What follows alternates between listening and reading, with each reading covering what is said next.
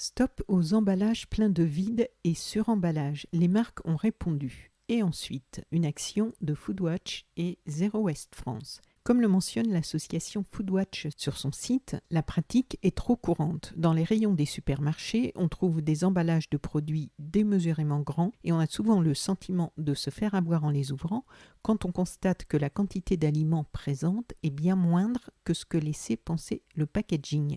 Si le vide permet parfois de protéger un aliment lors de son transport ou de mieux préserver sa qualité, trop d'emballages contiennent un vide inutile. Cette pratique, qui manque sérieusement de transparence, je cite toujours Foodwatch, est une aberration pour l'environnement et contrevient directement aux efforts urgents que doivent faire les industriels pour réduire leurs déchets et limiter l'impact de leur production sur la planète. Concrètement, un emballage trop volumineux pour une petite quantité d'aliments, c'est une forme de suremballage avec des effets néfastes sur le climat, la biodiversité, les ressources planétaires et même la santé humaine.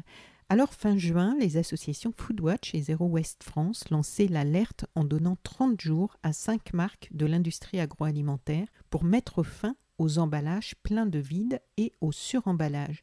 Ce délai est désormais écoulé. Quel est le bilan ?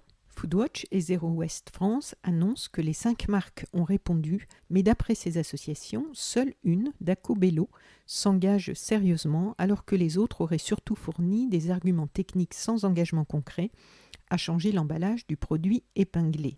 Pour Foodwatch et Zero Waste France, ces entreprises doivent aller plus loin. 15 000 personnes se sont déjà associées à la mise en demeure des deux associations afin de mettre la pression aux industriels et leur action a déjà été largement relayée par la presse. Foodwatch et Zero Waste France annoncent vouloir poursuivre le dialogue en répondant aux courriers de ces marques et en les mettant face à leurs contradictions, avec un objectif, recentrer la discussion sur leurs demandes en pointant du doigt l'existence d'emballages de produits similaires plus remplis dans les rayons. Les deux associations ont transmis le dossier à la répression des fraudes afin, précise-t-elle, qu'elle le traite au regard de la loi, mais aussi qu'elle lance une enquête bien plus large sur les produits pleins de vide de nos supermarchés. Vous trouverez les liens pour lire et signer la pétition et pour en savoir plus sur cette action dans le texte de ce podcast. Vous trouverez aussi le lien vers le podcast de So Sweet Planet que j'avais consacré à l'association Foodwatch en 2020 avec l'interview de Karine Jacquemart, directrice générale de Foodwatch France. Foodwatch est une organisation à but non lucratif qui se bat pour une alimentation sans risque, saine et abordable pour toutes et tous. Ils militent pour plus de transparence dans le secteur alimentaire et défendent notre droit à une alimentation qui ne porte atteinte ni aux personnes ni à l'environnement.